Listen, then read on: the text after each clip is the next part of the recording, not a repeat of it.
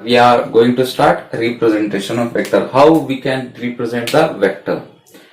बेटा सिंपल है कि vector is represented by an arrow. A vector is represented by an arrow.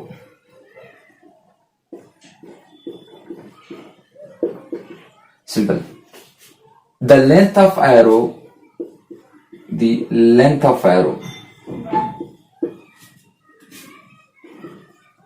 gives the magnitude of vector. और जो length होगी वो क्या देगी बेटा? मैग्नीट्यूड ऑफ वेक्टर देगी। ये बुकिश लैंग्वेज है, सिर्फ इसको समझो। ये वेक्टर है अगर मेरे पास, और स्टार्ट होता है ए से और बी पर जा रहा है बेटा, starting from A and going to the B, या फिर पी से स्टार्ट कर रहा है क्यू पे जा रहा है, तो कोई मसला नहीं है। तो इसको कैसे रिप्रेजेंट करेंगे हम? ये जो लेंथ है बेटा, लेंथ ऑफ वेक्टर, ये क्या रिप्रेजेंट करेगी? मैग्नीट्यूड। और जिसका इनिशियल स्टार्टिंग पॉइंट होता है बेटा, इसको बोलते हैं टेल, दुम, ठीक है, पूंछ। और जो उसका फिनिशिंग पॉइंट होता है, फाइनल पॉइंट होता है, इसे बोलते हैं head and tail. And the direction is from A to B, मतलब tail to head is the direction. तो याद रखो, the length of the arrow gives the magnitude of vector, length gives the magnitude of vector, and tail to head is the direction. Tail to head is the direction. Simple है। तो ये होगा बेटा कि यहाँ पे जो लेंथ है इसकी, ये लेंथ यहां से यहां तक, ये क्या है? इसका मैग्नीट्यूड है। और डायरेक्शन तो आपको समझ में आ ही रही होगी, self indicating the direction A to B from tail to head. लेकिन अगर आपको एग्जाम्पल देखते हैं कि अगर आपको कहता है वो डिस्प्लेसमेंट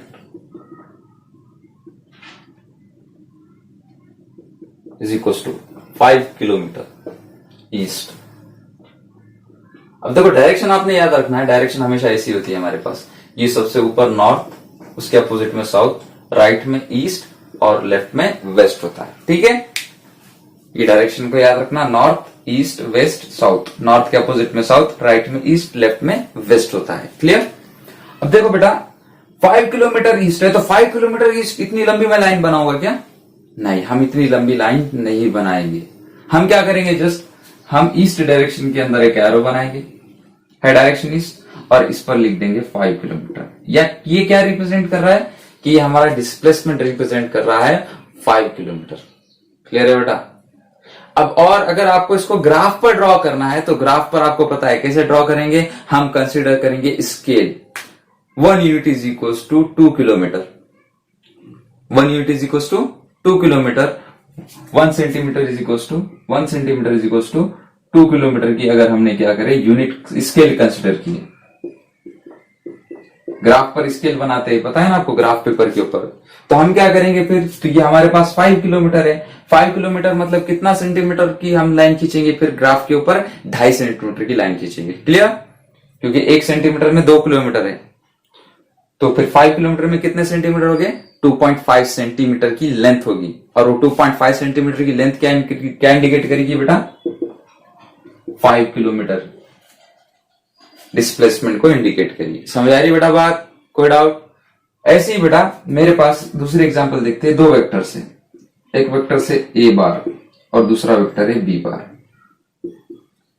देखो, कोई वेक्टर है, क्वांटिटी है, अगर कोई क्वांटिटी वेक्टर क्वांटिटी है, उसे सिंबॉलिकली रिप्रेजेंट करना है, तो सिंपल याद रखना, सिंबॉलिकली कैसे रिप्रेजेंट करते हैं? तो उसके ऊपर एरो लगाते हैं, ठीक है। ये एरो क्या इंडिकेट कर रहा है? कि A quantity A is a vector quantity, quantity B is a vector quantity. जैसे कि हमें कह रहा है कि एफ फोर्स, तो फोर्स क्या है बेटा? वेक्टर क्वांटिटी है। फोर्स क्या है? Vector quantity.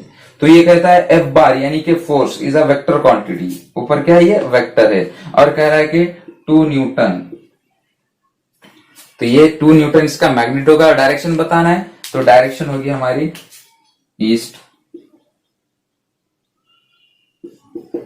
2 Newton east direction होगी। समझ आ रही है बेटा बात? तो इस तरह से सिंबॉलिकली रिप्रेजेंट करते ए बार बी बार। और इसका मैग्नीट्यूड जो है बेटा, अगर एफ बार है तो इसका मैग्नीट्यूड अगर हमें लेना है तो इसे मॉड में डालते हैं, मॉड, दो दरवाजों के बीच में डाल देंगे मॉड। तो ये क्या इंडिकेट कर रहा है? Magnitude of force, magnitude. इस क्वांटिटी का मैग्नीट्यूड क्या होगा बेटा? तो ये होगा मॉड ऑफ एफ बार। और याद रखना magnitude is always positive, direction negative positive हो सकती, प्लस एक्स एक्सिस की तरफ पॉजिटिव होगी, नेगेटिव एक्सिस की तरफ नेगेटिव होगी, depend on coordinate system. But याद रखना magnitude is always positive, always positive. Magnitude क्या होगा? ऑलवेज पॉजिटिव होगा, ठीक है? तो ये याद रखना। और ये मॉड के अंदर अगर हम वेक्टर को डालते हैं तो क्या इंडिकेट कर रहा है? मैग्नीट्यूड इंडिकेट कर रहा है। इसके लिए मैग्नीट्यूड कितना है? तो ये 2 न्यूटन का इसका मैग्नीट्यूड है। क्लियर है? ऐसे देखो बेटा, यहाँ पे ये ए बार और बी बार क्या डिनोट करे? हमें डिनोट करे ए की लेंथ ज्यादा है, मींस ए का बी की लेंथ ज्यादा है ए से, तो बी का मैग्नीट्यूड ए के मैग्नीट्यूड से क्या है बेटा? ग्रेटर देन है। तो magnitude of B is greater than magnitude of A, magnitude of B is greater than magnitude of A. Why beta? Because here the length of vector B is greater than length of vector A, and the length of an arrow indicates the magnitude of quantity, magnitude of vector quantity, physical quantity का magnitude indicate करेंगे। Have you understood? Clear? चलो बेटा लिख लो ये।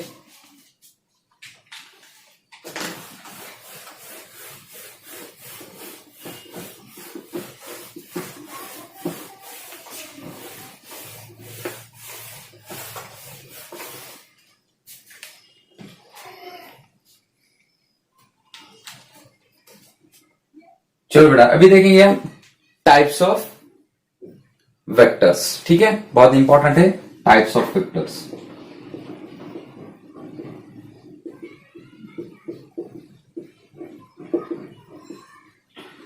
ठीक है बेटा, types of vectors की तरफ आते हैं। टाइप्स ऑफ वेक्टर में क्या क्या है? तो सबसे पहला है बेटा नंबर 1 पैरेलल वेक्टर। इसको देखेंगे हम पैरेलल वेक्टर्स को। देखो बहुत शॉर्ट बट स्वीट हम करेंगे इसे। Parallel vector, what are the parallel vector? The vector which has same direction, the vector which have same direction. जो वो वेक्टर जिनकी डायरेक्शन क्या होगी? सेम होगी, उस वेक्टर्स को क्या कहेंगे हम? पैरेलल वेक्टर्स, ठीक है? तो याद रखना पैरेलल वेक्टर में direction is same, two vector having same direction, two vector having same direction, direction is same. Parallel vectors are the vectors which have same direction. दो वेक्टर्स है हमारे पास, उनकी डायरेक्शन सेम है, तो इसे क्या कहेंगे बेटा? हम पैरेलल वेक्टर्स कहेंगे। क्लियर? यानी कि देखो दो वेक्टर्स है मेरे पास, ये वेक्टर ए बार, दूसरा वेक्टर बी बार। अब देखो बेटा मैग्नीट्यूड को नहीं देखना है, हमें डायरेक्शन को देखना। दोनों की डायरेक्शन क्या है? सेम है, तो ये पैरेलल वेक्टर्स हो गए। ऐसे ही बेटा और एक एग्जांपल देखते हैं। Vector P bar, vector Q bar. देखो both have same direction, therefore they are parallel vector. और याद रखना in parallel vector angle between two vectors, angle between parallel vector, angle between parallel vector is 0। Parallel vectors के बीच में angle कितना होगा? 0 होगा। देखो बेटा सेम है, ये उनकी टेल को मिलाएंगे, हम टेल टू टेल मिला देंगे, दोनों को करेंगे तो सेम 0 आएगा, बीच में एंगल बनेगा क्यों? कोई एंगल बनने वाला नहीं है। बाद में हम देखेंगे एंगल कैसे निकालते हैं, लेकिन याद रखो कि पैरेलल वेक्टर्स के बीच में एंगल कितना है? 0 डिग्री एंगल है। इसके बाद सेकंड है बेटा हमारे पास anti parallel, anti parallel vector.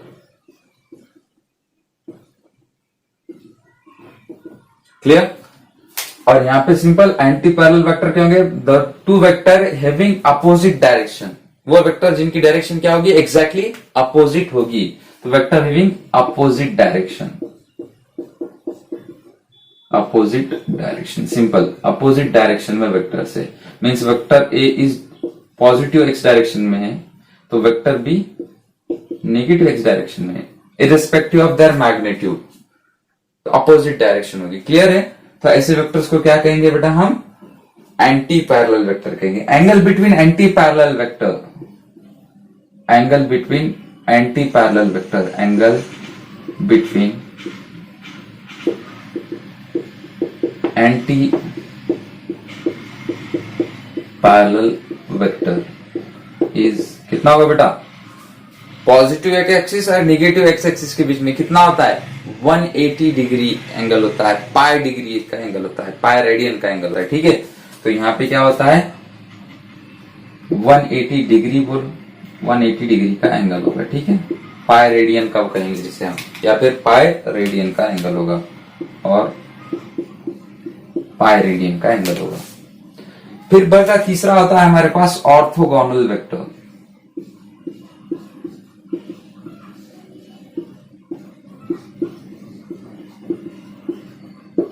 The vectors which are perpendicular to each other, जो एक दूसरे को क्या हो गए, परपेंडिकुलर हो गए, जैसे कि एक्स एक्सिस और वाई एक्सिस।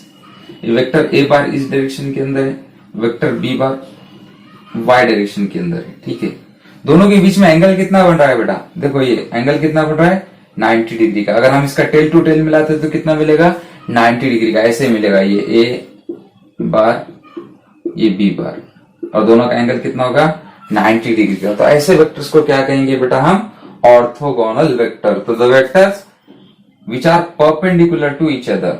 ठीक है, तो परपेंडिकुलर वेक्टर जो हो गए उसे क्या कहेंगे हम, ऑर्थोगोनल वेक्टर कहेंगे। अच्छा, परपेंडिकुलर है तो बेटा इनके बीच में एंगल कितना होगा 90 डिग्री, यानी कि पाई बाय 2 का होगा। ठीक है, 90 डिग्री का होगा। ओके, तो ये बेटा ऑर्थोगोनल वेक्टर्स। क्लियर। अभी इसके बाद हम बढ़ते बेटा नेक्स्ट टाइप की तरफ, इक्वल एंड अनइक्वल वेक्टर्स आ जाते हैं हमारे पास। Equal and unequal vectors.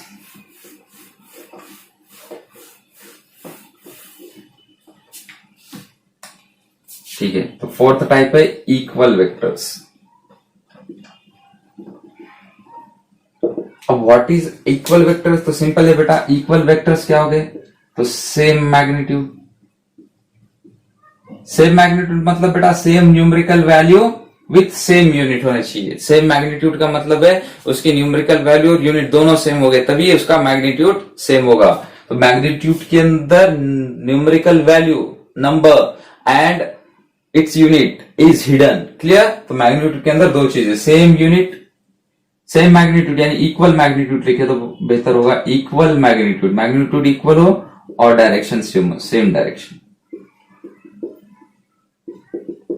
तो ऐसे वेक्टर्स को क्या कहेंगे बेटा हम, इक्वल वेक्टर्स बोलेंगे। ऐसे वेक्टर्स को क्या कहेंगे हम, इक्वल वेक्टर्स कहेंगे।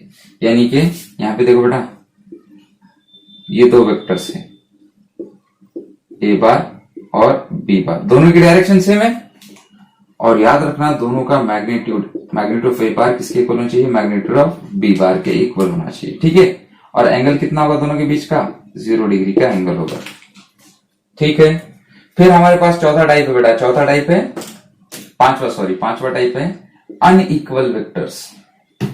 ठीक है, अनइक्वल की जगह यहां पे अनइक्वल नहीं होगा, बराबर अपोजिट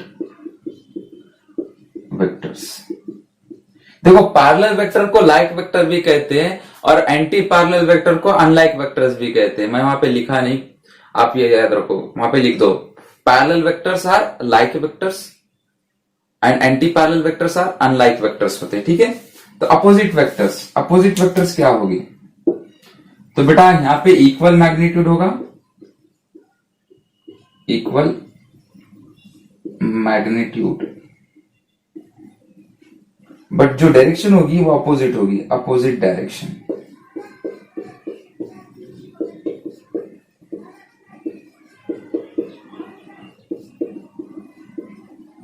इक्वल मैग्नीट्यूड होगा, डायरेक्शन क्या होगी, अपोजिट होगी। मतलब एक वेक्टर ए बार इधर है तो दूसरा vector B bar opposite direction के अंदर होगा, लेकिन इनका मैग्नीट्यूड सेम होगा और एंगल कितना होगा, 180 डिग्री का एंगल होगा। तो magnitude of A bar equals to magnitude of B bar, but the angle is 180 degree. दोनों के बीच का एंगल कितना होगा, 180 डिग्री होगा। क्लियर है। इसके बाद आता है बेटा negative of vector. Negative of vector,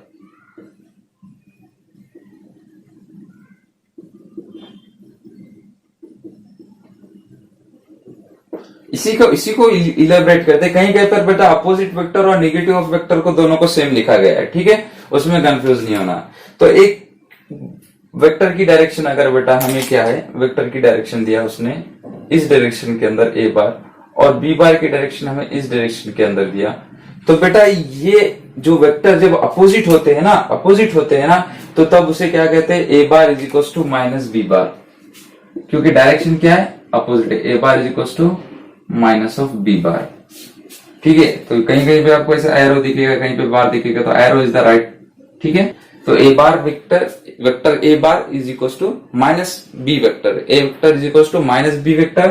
तो ये क्या इंडिकेट कर रहा है बेटा, it indicates that it have same magnitude but opposite direction. Clear है। नेगेटिव वेक्टर क्या शो कर रहा है कि बी और ए का मैग्नीट्यूड सेम है, but B have a direction opposite to A, B की डायरेक्शन क्या है, ए के अपोजिट है। क्लियर, यही opposite vector, negative vector, both are indicating the same things. Clear है बेटा। इसके बाद आता है हमारे पास नल वेक्टर, ठीक है। Seventh one is null vector. Null vector इसे कहते हैं बेटा, और जीरो वेक्टर, नल वेक्टर और जीरो वेक्टर।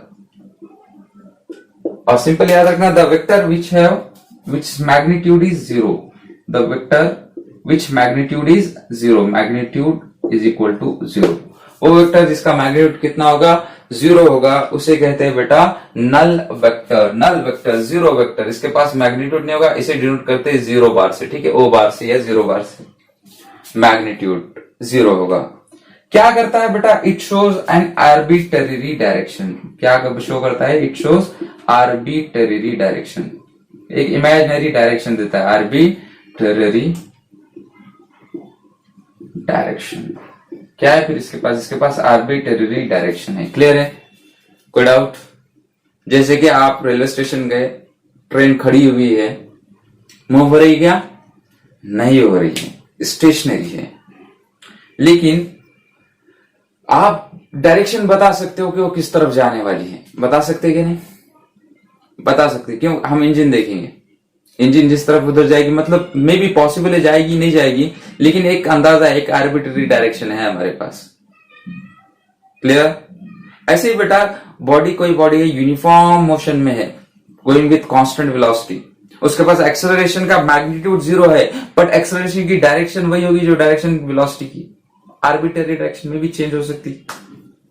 क्लियर। तो ऐसे वेक्टर को हम क्या कहते हैं, आर्बिट्रेरी वेक्टर कहते हैं, सॉरी नल वेक्टर कहते हैं, जो जिसके पास आर्बिट्रेरी डायरेक्शन होती है। क्लियर। चलो इसको लिख लो। और last but not the least, सबसे इंपॉर्टेंट है हमारे पास unit vector. Last but not the least हमारे पास है यूनिट वेक्टर, ठीक है। तो चलो देखते हैं यूनिट वेक्टर को।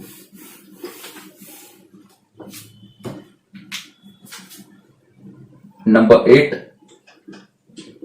Unit vector. और बेटा इस वेक्टर को डिनोट करते हैं, अगर वेक्टर ए है तो ए वेक्टर के ऊपर कैप लगाते हैं, कैप, ये ऊपर जो अपवर्ड एरो है इसे कैप पढ़ते हैं, ठीक है। तो A cap is the unit vector of A bar, A bar का यूनिट वेक्टर होगा ए बार, ठीक है। सिंपल से एक बात समझो कि इसका मैग्नीट्यूड कितना होगा, जो यूनिट होगा, द वेक्टर विच है मैग्नीट्यूड यूनिटी, ठीक है। तो इसका मैग्नीट्यूड होगा 1, मैग्नीट्यूड क्या होगा 1। तो फिर ये वेक्टर क्या करता है, it shows the direction of a vector. ये सिर्फ वेक्टर की क्या बताता है बेटा, डायरेक्शन बताता है। It shows the direction of a vector, याद रखना, it shows direction of a vector, it shows direction of vector, direction of vector. मतलब कि अगर हमें किसी वेक्टर ए बार को रिप्रेजेंट करना है, ए बार को रिप्रेजेंट करना है, ए बार बताना है, तो डायरेक्शन कौन रिप्रेजेंट करेगा बेटा, तो A cap represents the direction and mod A bar ये इसका मैग्नीट्यूड होगा। यानी अगर हम क्या करते हैं कि डायरेक्शन को ए बार को, ए कैप को उसके मैग्नीट्यूड से मल्टीप्लाई करते हैं तो हमें क्या मिलेगा, ओरिजिनल वेक्टर मिलेगा, वेक्टर ए बार मिलेगा। समझ आ रही बेटा बात? तो ये ए बार, ए कैप का काम क्या है, इट शोज द डायरेक्शन, और ये एक मॉड ऑफ ए बार क्या प्रेजेंट कर रहा है, मैग्नीट्यूड, और दोनों का कॉम्बिनेशन मैग्नीट्यूड एंड डायरेक्शन मिलकर हमें क्या मिलेगा, वेक्टर मिलेगा। ठीक है, तो ये हमें शो कर रहा है मैग्नीट्यूड। यूनिट वेक्टर क्या शो कर रहा है बेटा, direction. Mod of function magnitude represent कर रहा है, ए कैप यानी कि यूनिट वेक्टर डायरेक्शन शो कर रहा है, और दोनों का कॉम्बिनेशन हमें क्या मिलेगा, हमारा वेक्टर मिलेगा। ठीक है, मैग्नीट्यूड एंड डायरेक्शन के साथ क्लियर, वेक्टर मिलेगा।